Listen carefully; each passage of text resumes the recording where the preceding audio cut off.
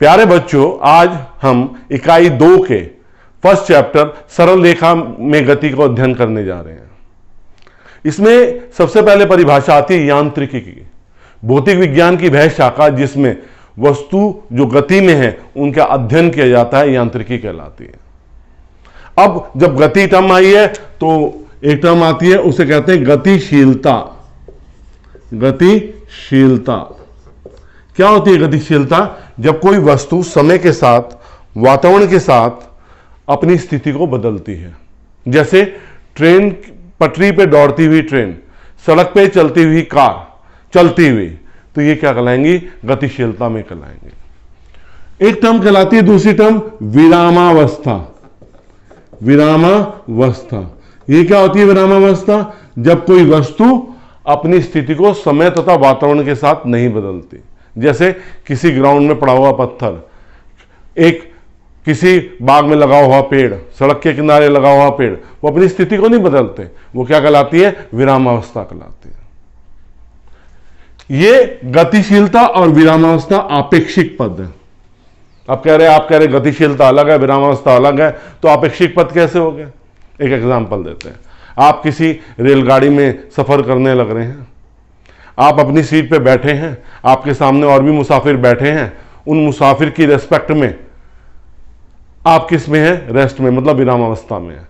लेकिन जब आप खिड़की से बाहर देखते हैं, पहाड़, नदी, नाले, मकान, तो उनकी रेस्पेक्ट में आप किस में हैं? गतिशीलता में। इसलिए गतिशीलता और विरामावस्था क्या है? सापेक्षिक पद है। अब हमारे पास आती है गति। गति कितने प्रकार की होती है? गति जो होती है वो 3 प्रकार की होती है। पहली स्थानांतरीय गति।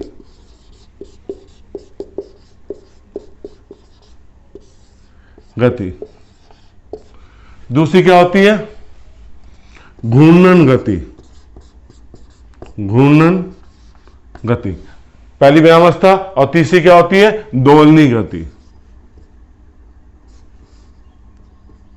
दोलनी गति। स्थानांतरीय गति, इसे सरल रेखा में गति भी कहते हैं। जब कोई वस्तु, गतिमान वस्तु सरल रेखा में चलती है तो उसकी गति क्या कहलाती है? स्थानांतरीय गति कहलाती है। ये सरल रेखा में गति भी कहलाती है। सरल रेखा में, जैसे सड़क पे चलती हुई बस, पटरी पे दौड़ती हुई ट्रेन, तो ये सरल रेखा में चलती है, इसलिए इनकी गति स्थानांतरीय गति कहलाती है। घूर्णन गति क्या होती है? जब कोई वस्तु किसी बिंदु को केंद्र मानकर एक त्रिज्या का चाप लेकर उसके चारों ओर घूमती है, तो ये गति क्या कहलाती है? घूर्णन गति कहलाती है। जैसे लट्टू को आप अगर छोड़ते हैं तो अपनी एक अक्ष से परिता घूमता है, एक बिंदु के परिता घूमता है। हाथ में एक धागा लेके पत्थर बांध के घुमाते हैं तो जो हमारा हाथ है वो केंद्र हो जाता है, और जो पत्थर गति करने लग रहा है वो कौन सी गति कहलाएगी? घूर्णन गति कहलाएगी। दोलनी गति, इधर उधर की गति। जैसे एक सरल लोलक है ना, सरल लोलक को किसी माध्य अवस्था के इधर उधर की गति को क्या कहते हैं? दोलनी गति कहते हैं। जैसे एक सरल लोलक है, आप सरल लोलक को छोड़ो तो वह कैसे गति करेगा? अपनी माध्य स्थिति, ये माध्य स्थिति है उसकी, माध्य स्थिति के इधर जा रहा, फिर वापिस होकर इधर आ रहा, फिर इधर जा रहा। तो ये गति कितनी प्रकार की हमने बताई? 3 प्रकार की गतियां बताई आपको। अब इन गतियों को दूसरी चीजों में देखेंगे कि ये गति कैसे होती है, कितने निर्देशांक चाहिए होते हैं, कैसा होता है।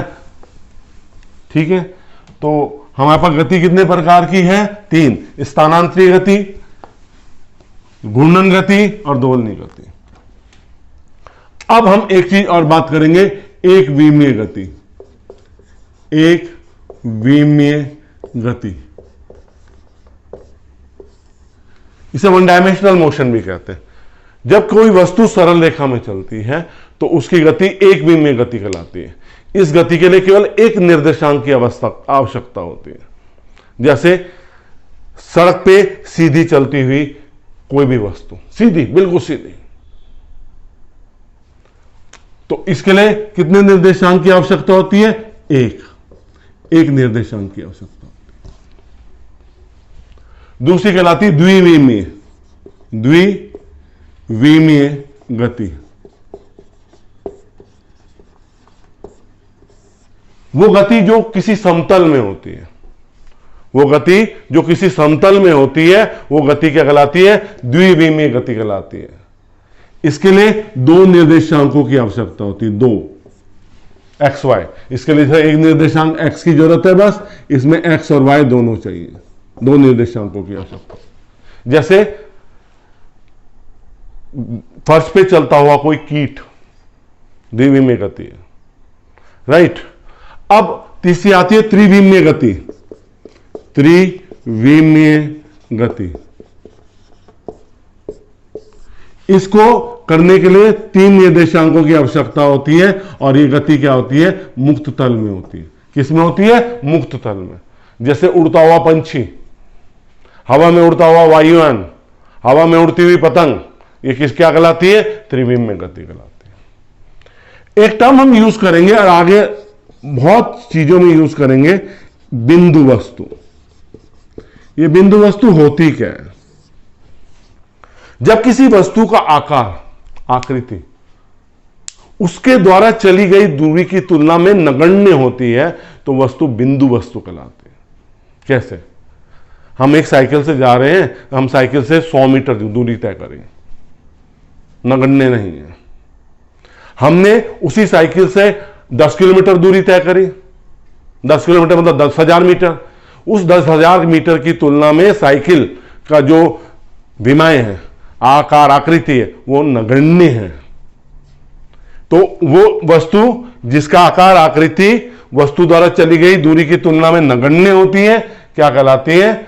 बिंदु वस्तु कहलाती है। अब हमारी एक टर्म आती है, हम उस टर्म को क्या कहते हैं? हमारी टर्म है दूरी। इन चीजों को समझना बहुत जरूरी है कि दूरी क्या है, विस्थापन क्या है। दूरी, पहले हम लेंगे दूरी। दूरी क्या होती है? गतिमान वस्तु द्वारा किसी समय में तय की गई लंबाई। गतिमान वस्तु द्वारा किसी समय में तय की गई लंबाई को दूरी कहते हैं। तो दूरी का मात्रक क्या होता है एमकेएस पद्धति में? मीटर। एमकेएस पद्धति में मात्रक मीटर है, और सीजीएस पद्धति में क्या है? सेंटीमीटर। कैसी राशि है? अदिश राशि है। यदि कोई वस्तु गतिमान है तो उसकी दूरी सदैव धनात्मक होगी। कैसी होगी? धनात्मक होगी, ऋणात्मक या शून्य नहीं होगी। यह सबसे बड़ी बात आती है। दूसरी टर्म आती है विस्थापन। किसी गतिमान वस्तु द्वारा अपनी प्रारंभिक तथा अंतिम स्थितियों के बीच में चली गई अल्पतम दूरी को, क्या कहते हैं? विस्थापन कहते हैं। इसका मात्रक वही एमकेएस पद्धति में मीटर है, सेंटीमीटर है। कैसी राशि है? सदिश राशि है।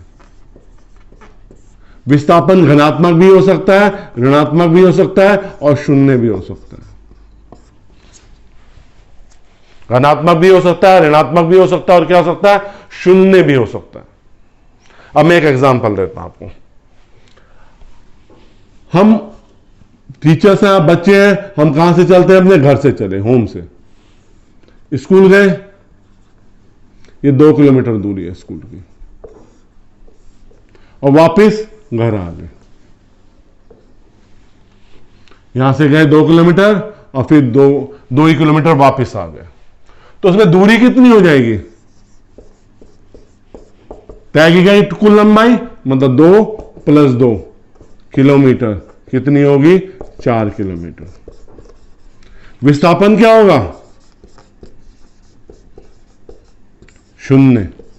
क्यों शून्य होगा? जहां से चले थे वहीं पे वापस आ गए, अंतिम स्थिति और प्रारंभिक स्थिति वही है, इसलिए विस्थापन क्या हो गया? शून्य हो गया। तो विस्थापन क्या होता है? शून्य, धनात्मक भी हो सकता है, ऋणात्मक भी हो सकता है, और शून्य भी हो सकता है। ठीक साहब। इसके बाद हम आते हैं अपनी नेक्स्ट टर्म पे। वो नेक्स्ट टर्म हमारी कहलाती है चाल। एकांक समय में तय की गई दूरी को चाल कहते हैं। एकांक समय में तय की गई दूरी को क्या कहते हैं? चाल कहते हैं। चाल किसके बराबर होती है? दूरी बटे समय। इसका एमकेएस पद्धति में मात्रक क्या हो गया? मीटर प्रति सेकेंड, और सीजीएस पद्धति में सेंटीमीटर प्रति सेकेंड। कैसी राशि है? अदिश राशि। यदि कोई वस्तु गतिमान है तो उसकी चाल सदैव क्या होगी? घनात्मक होगी। अब चाल के कितने प्रकार हैं जो हम डिस्कस करेंगे अभी। चाल के कितने प्रकार हैं? एक समान चाल, एक समान चाल। दूसरा क्या है? परिवर्ती चाल। तीसरी औसत चाल, और चौथी तात्क्षणिक चाल। एक समान चाल, जब कोई वस्तु समान समय में समान दूरी तय करती है तो वो एक समान चाल कहलाती है। समान दूरी, समान समय में समान दूरी। पहले 1 सेकंड में 1 मीटर चली, अगले 1 सेकंड में भी 1 मीटर चली, उससे अगले 1 सेकंड में भी 1 मीटर चली, तो ये क्या चलाती है? एक समान चाल कहलाती है। परिवर्ती चाल, जब कोई वस्तु समान समय में असमान दूरी तय करती है। जब कोई वस्तु समान समय में असमान दूरी तय करती है वो परिवर्ती चाल कहलाती है।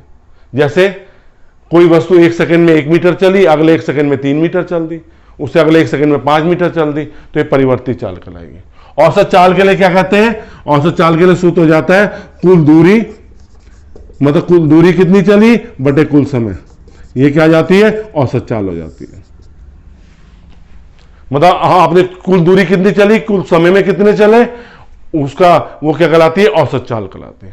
तात्क्षणिक चाल, तात्क्षणिक चाल को किसको कहते हैं? ये क्या होती है? किसी एक पर्टिकुलर समय पे, समयांतर में चली गई दूरी को, चली गई चाल दूरी किसी पर्टिकुलर समयांतर में, मतलब एक समयांतर में चली गई दूरी को क्या कहते हैं? तात्क्षणिक चाल कहते हैं। इसे कैसे प्रदर्शित करते हैं? dx/dt कर दो, ये तात्क्षणिक चाल होगी। तो अब हम आते हैं वेग पे। वेग पे, वेग, वेग क्या होता है? एकांक समय में विस्थापन, किए गए विस्थापन को क्या कहते हैं? वेग कहते हैं। विस्थापन को क्या कहते हैं? वेग। तो विस्थापन बटे समय, या एकांक समय में किसी निश्चित दिशा में चली गई दूरी को वेग कहते हैं। ये कैसी राशि है? इसका मात्रक वही है, एमकेएस पद्धति में क्या है? मीटर प्रति सेकंड।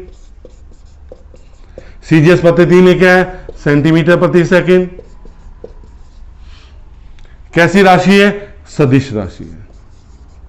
तो ये सदिश राशि है तो इसका मान धनात्मक भी होगा, ऋणात्मक भी होगा और शून्य भी होगा। जिस तरह हमने चाल को बताया कि चाल हमारे पास होती है, इसी तरह हम क्या करेंगे? वेग को भी बताएंगे। ठीक है, हम वेग को भी बताएंगे। तो इसी में हम ले लेते हैं वेग।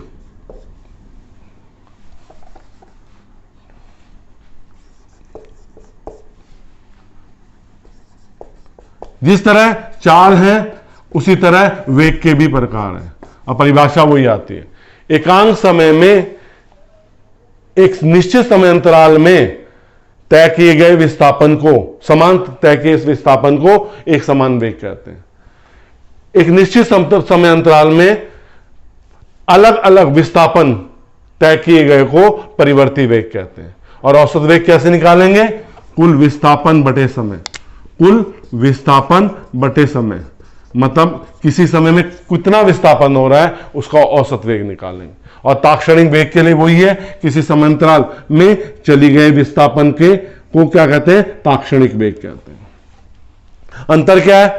चाल सदैव धनात्मक होगी और वेग क्या होगा? धनात्मक भी हो सकता है, ऋणात्मक भी हो सकता है और शून्य भी हो सकता है। ठीक है सर। अब एक टर्म आती है आपेक्षिक वेग। क्या होता है आपेक्षिक वेग? देखो, अगर हम एक ट्रेन में ट्रेवल करते हैं, रेलगाड़ी में सफर कर रहे हैं, तो हमें ज्यादा अनुभव होता है। हमारी रेलगाड़ी जा रही है एक निश्चित स्पीड से जा रही है और 2 ट्रैक है उसमें। तो जब हम, अगर कोई ट्रेन हमारे समानांतर चल रही है और उसे हम क्रॉस करते हैं, जब उस ट्रेन की ओर देखते हैं तो हमें लगता है हमारी जो ट्रेन की चाल है वो धीमी हो गई है। यदि दूसरी सिचुएशन में हम जा रहे हैं, हमसे विपरीत दिशा में कोई ट्रेन आ रही है और वो हमें क्रॉस करती है, तो हमें लगता है कि ट्रेन जो चाल है वो बहुत अधिक हो गई है। तो ये एक दूसरे के सापेक्ष जो वेग चलाता है, इसे आपेक्षिक वेग कहते हैं। क्या कहते हैं? आपेक्षिक वेग कहते हैं।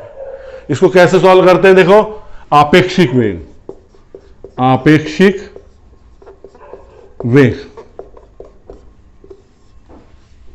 आपेक्षिक वेग क्या होता है? किसी एक वस्तु का दूसरी वस्तु के सापेक्ष। तो VAB क्या होगा? VA माइनस VB, वस्तु B का A के सापेक्ष सापेक्षिक वेग। VBA क्या होगा यहां पे? VB minus VA। एक एग्जांपल देता हूं मैं आपको। मेरे पास ना, ये सबसे पहले इसमें दिशा देखी जाती है, ईस्ट, वेस्ट, नॉर्थ और साउथ। मेरे पास 2 रेलवे ट्रैक है, ठीक है। इसमें एक ट्रेन साउथ की दिशा में 50 किलोमीटर प्रति घंटा की चाल से चल रही है, दूसरी ट्रेन 40 किलोमीटर प्रति घंटा की चाल से चल रही है। ये A ट्रेन है, ये B ट्रेन है। तो इसे VA इज इक्वल टू लिख देंगे, इसे VB इज इक्वल टू लिख देंगे। जब मैं VAB निकालूंगा तो अब इस प्रॉब्लम को सॉल्व करने के लिए मुझे दोनों ट्रेनों की एक ही दिशा करनी पड़ेगी। जब मैं दोनों ट्रेनों की एक ही दिशा करूंगा तो मेरे पास VA तो धनात्मक रहेगा 50 किलोमीटर प्रति आवर, लेकिन VB ऋणात्मक होगा क्योंकि मैंने इसकी दिशा बदल दी है। VB minus VB minus 40 kilometre प्रति घंटा। तो माइनस VB ले रहा हूं तो अपने आप हो जाएगा, माइनस VB कर दिया। अब अगर मैं VAB निकालता हूं तो VAB का मान कितना आएगा देखना, VA माइनस VB, तो मैंने दिशा बदली है तो कितना हो गया ये, VA प्लस VB। कितनी स्पीड हो जाएगी हमारी, हमें ट्रेन की कितनी स्पीड महसूस होगी, 40 किलोमीटर प्रति घंटा, 90 किलोमीटर प्रति घंटा। VBA कैसे निकालूंगा, माइनस VB माइनस VA, तो क्या हो गया minus VB minus VA, minus बाहर ले लिया, VB plus VA minus 40 plus 50 kilometre प्रति घंटा, कितना आ गया माइनस 90 किलोमीटर प्रति घंटा। तो ये जो चाल आ रही है आप देख रहे हैं, जब ये दोनों विपरीत दिशा में चल रही थी, क्या है वो A की सापेक्ष B का लो या B के सापेक्ष A का लो, वो जुड़ रहे हैं, वो स्पीड क्या हो रही है, ज्यादा महसूस हो रही है। अब एक दूसरा एग्जांपल इसमें लेते हैं, आपेक्षिक वेग में ही, इसमें हम इसकी दिशा को अब क्या करते हैं, एक दिशा में कर देते हैं, दोनों को एक दिशाओं में कर देते हैं। दोनों को एक दिशाओं में करने से क्या होगा, वही एग्जांपल ले रहे हैं, VB इज इक्वल टू कितना है, 40 किलोमीटर प्रति घंटा B। अब मुझे VAB निकालना है, तो ये क्या हो जाएगा, VA माइनस VB। VA कितना है, 50 माइनस 40 किलोमीटर प्रति घंटा, तो कितना आ गया, 10 किलोमीटर प्रति घंटा। अगर मुझे VBA निकालना है तो कितना हो जाएगा, VB माइनस VA। VB कितना है, 40 माइनस 50 किलोमीटर प्रति घंटा, तो कितना आ गया ये, माइनस 10 किलोमीटर प्रति घंटा। दोनों मैंने एग्जाम्पल देके आपको बताया। इस एग्जाम्पल में क्या पता चला, अगर दोनों सेम दिशा में चल रही हैं, एक ही दिशा में चल रही हैं, तो आपेक्षिक वेग कम होगा, और दोनों विपरीत दिशा में चल रही हैं तो आपेक्षिक वेग क्या होगा, ज्यादा होगा। अब मैं आपको एक टर्म बताने जा रहा हूं, उसे कहते हैं समाकलन, क्योंकि अगले चैप्टर में हम यूज करेंगे, जो फिर एकदम से डेरिवेशन करेंगे नहीं समझ में आएगा। बहुत सरल भाषा में समझा रहा हूं। यह समाकलन का चिन्ह होता है। एक सबसे सिंपल सूत्र है एक्स की पावर एन डी एक्स। कोई लंबे उस फेर में नहीं जाएंगे, हमें जितना समझना है। इसका क्या मान होगा, एक्स की power n plus one upon n plus one. कैसे, पहला एग्जांपल लेते हैं, एक्स की पावर टू डी एक्स कितना हो जाएगा, एक्स की power two plus one upon two plus one, तो ये कितना हो जाएगा, एक्स की पावर थ्री अपॉन थ्री। ये ऋणात्मक भी हो सकता है, एक्स की power minus three d x, तो x की power minus three plus one minus three plus one, x की power minus two upon minus two. अब इसमें सीमाएं भी आती हैं, कैसे, a से b x dx, a से b, ये क्या कहलाती है, लोअर लिमिट, और ये क्या कहलाती है, अपर लिमिट। तो इसे कैसे करते हैं, हमने पहले समाकलन करेंगे। इसका फॉर्मूला लगा x plus one, one plus one, a से बी, ये क्या आ गया, x की power two upon two a से बी, वन बाय टू बाहर आ गया, x square a upon b. ये लोअर लिमिट है और ये अपर लिमिट है, तो ये क्या हो जाएगा, हाफ, एक्स की जगह पहले ये अपर लिमिट आएगी, बी का स्क्वायर माइनस ए का स्क्वायर, ये आंसर आ जाएगा आपको। और कुछ ये वाला सूत्र भी लगेगा, देखो dx, इसका समाकलन करना है, ये भी आएंगे अभी आगे। तो इसको कैसे करेंगे, x की पावर जीरो dx, x की पावर जीरो का मान एक होता है, नहीं तो dx को आप समाकलन नहीं कर सकते। तो ये क्या हो जाएगा, x की power zero plus one upon zero plus one, x upon one, इसका समाकलन क्या आ जाएगा, x आ जाएगा। जैसे मैं एक एग्जाम्पल लेता हूं, जीरो से t dt, ये आगे समाकलन में यूज करेंगे।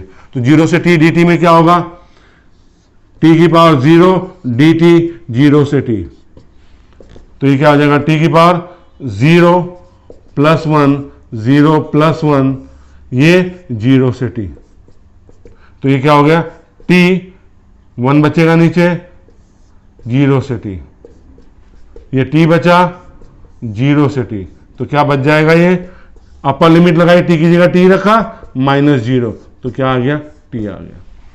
बेटे मैंने समाकलन को बहुत ही साधारण वे में समझाने की कोशिश करी है। हमें जितना चाहिए हम उतना समझ रहे हैं, हमने उससे ज्यादा समझने की कोशिश नहीं करी है। तो इस समाकलन को ध्यान से समझ लेना। आगे जो चैप्टर आएगा उसमें हम सरल जो रेखा गति की समीकरणों को इसी समाकलन से क्या करेंगे, उसकी उत्पत्ति करेंगे।